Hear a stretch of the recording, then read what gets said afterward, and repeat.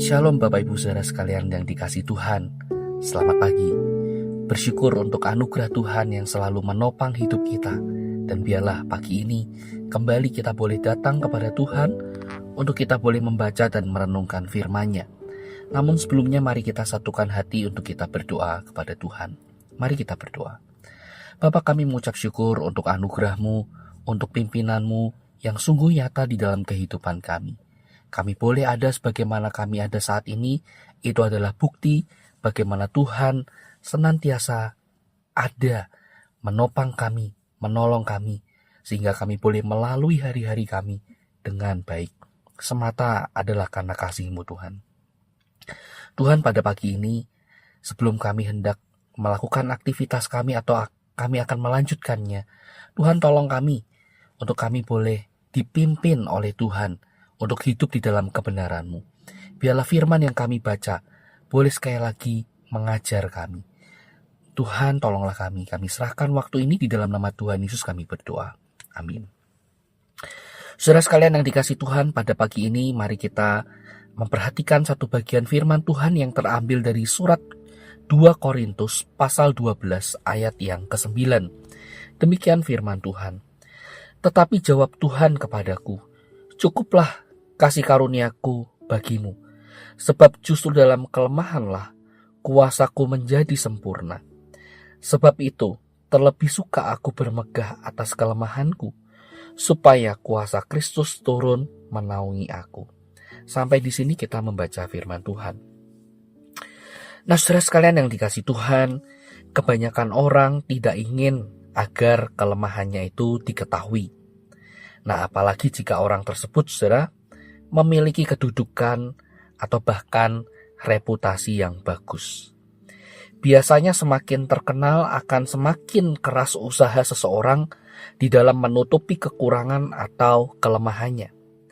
Jika sampai ada orang yang mengetahui kelemahannya, itu dianggap bisa menghancurkan karir, reputasi, atau pencapaian yang mungkin dia sudah raih. Tetapi perhatikan Rasul Paulus. Rasul Paulus tidak demikian. Saudara, sebagai seorang rasul yang pelayanannya begitu luar biasa, saudara, Paulus tidak berusaha untuk menutupi apa yang menjadi kelemahannya. Dalam suratnya kepada jemaat di Korintus, ia menceritakan bagaimana Paulus, saudara, memohon kepada Tuhan agar mengambil yang disebut sebagai duri dalam dagingnya. Ada banyak penafsiran mengenai apa sih duri dalam daging yang dirasakan oleh Paulus. Tetapi saudara, apapun itu, saudara, kita bisa melihat bagaimana Paulus dengan sungguh telah memohon sampai 3 kali kepada Tuhan agar duri dalam daging yang ia rasakan itu, yang ada di dalam dirinya, diambil oleh Tuhan. Tetapi apa jawaban Tuhan? Saudara, Tuhan berkata, cukuplah kasih karuniaku bagimu. Saudara, bayangkan seorang rasul yang dipakai Tuhan dengan begitu luar biasa.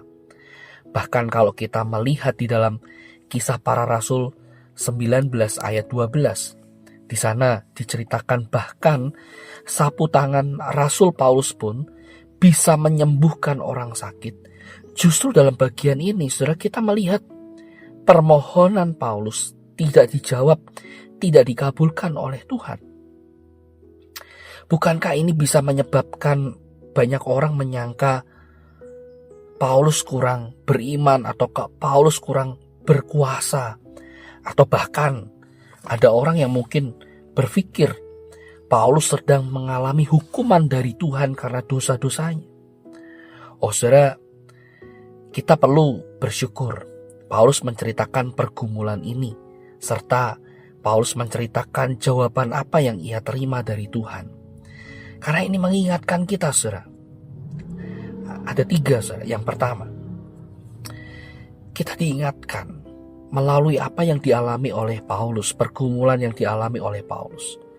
Bagaimana kita melihat bahwa penyertaan Tuhan, berkat Tuhan, itu tidak selalu berbicara tentang apa yang dialami di dalam kehidupan jasmani kita. Saudara, penyertaan Tuhan, berkat Tuhan tidak terbatas pada hal-hal jasmaniah. Dan di sini kita melihat yang kedua, saudara. Kita bisa belajar bahwa walaupun ada duri dalam daging, apapun itu bentuknya, saudara, kita belajar dari Paulus, kita tetap dapat bertumbuh dan berbuah. Kita tetap dapat menjadi alat di tangan Kristus untuk menjadi berkat bagi sesama kita. Dan yang ketiga, saudara, kita melihat, saudara, ketika Paulus mengalami semuanya ini, kelemahan yang ada di dalam dirinya, justru di saat itulah ia merasakan kuasa Tuhan justru mengalir, justru dinyatakan dengan sempurna di dalam kelemahannya.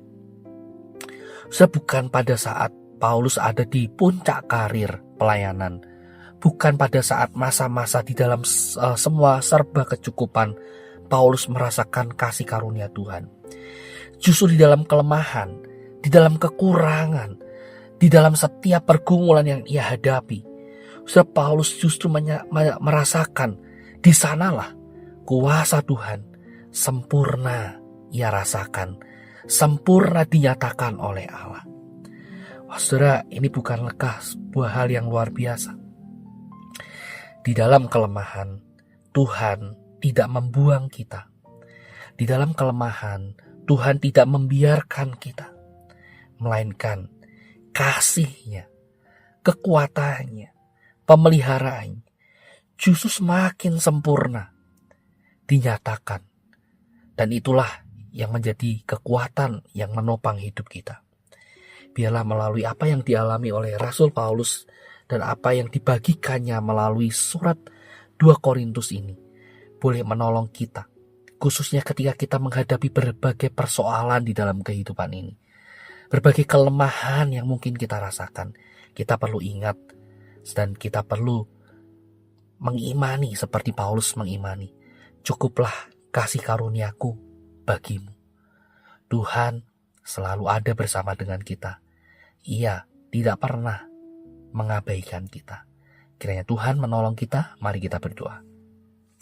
Tuhan, terima kasih untuk firman-Mu yang boleh kembali mengingatkan kami bahwa Tuhan, Engkau tidak pernah membiarkan kami. Engkau tidak pernah meninggalkan kami. Di dalam kelemahan justru kuasa-Mu, kasih-Mu sempurna dinyatakan. Ajar kami untuk mengimaninya, Tuhan. Dan biarlah kami boleh menjalani hidup ini dengan satu kekuatan, Tuhan bersama dengan kami. Kami serahkan hidup kami, di dalam nama Tuhan Yesus kami berdoa. Amin. Selamat pagi, Tuhan Yesus memberkati kita.